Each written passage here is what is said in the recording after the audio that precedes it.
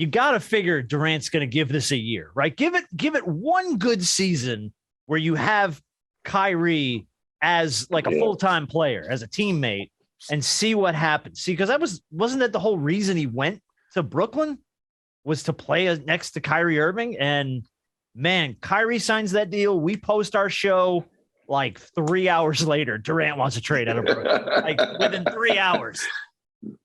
It's so weird that these guys always want to play for their friends. You know, I want to play for somebody who wants to fucking win. And I don't care if you, my friend, if you play the right way, play hard, and you give it your all, that's who I want to play with. You know, I'm not trying to be friends with somebody. I'm trying to win championships. I'm trying to cement that word that every player wants to use, legacy. I'm trying to cement my legacy as one of the best players ever played this game. And this day and age, they only say that when you win multiple chips, not one or two, not three, but multiple chips. So that's my whole view on the thing. Go play with someone that's going to get championships, not that's going to make you comfortable. Oh, we're going to have a good time off the court. No, you have fun off the court when you retire or in the summertime. But see, this is what the Golden State Warrior championships afforded him to, or at least he believed it afforded him to do, is to, okay, I won the two with them, won the two MVPs. I heard all the credit that Steph was getting. Well, you wouldn't have been able to do it without Steph. And then the whole friction with him and Draymond. And we know how KD is. Love KD, love his game, everything about it. But he seems to be an individual where, hey, I want the credit that y'all gave Bron.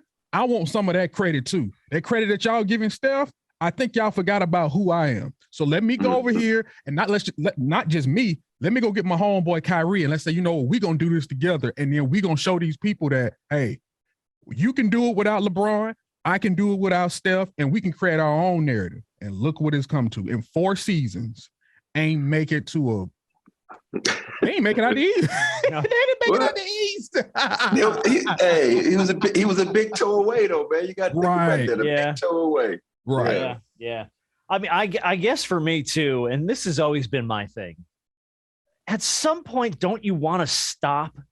Don't you want to stop somewhere and be like, I'm going to play here for a while. I'm going to get comfortable. I'm going to make this my spot, instead of continuing to jersey swap and move around. And actually, we're going to play a game on today's show called Moving On Up, where you guys get to guess how many teams certain people have played for.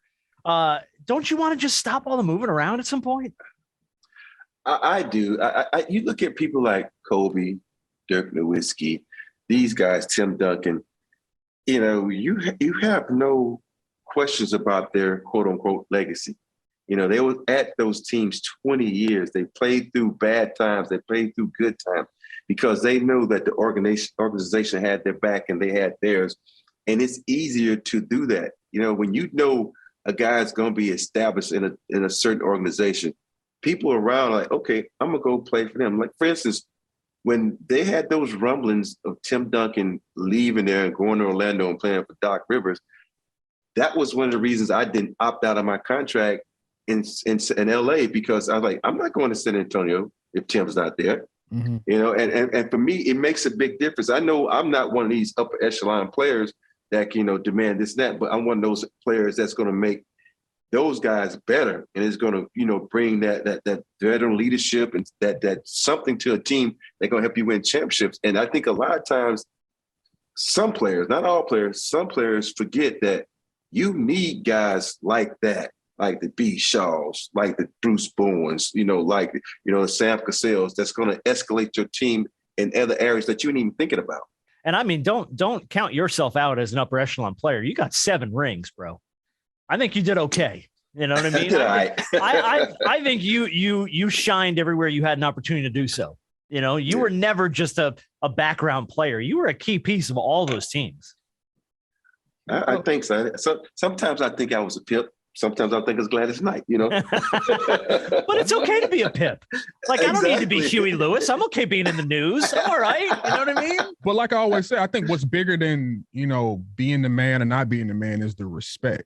Like, when you can garner the respect around the league, around not just your former, like, guys that you played with, but even guys who are 3 generations after you.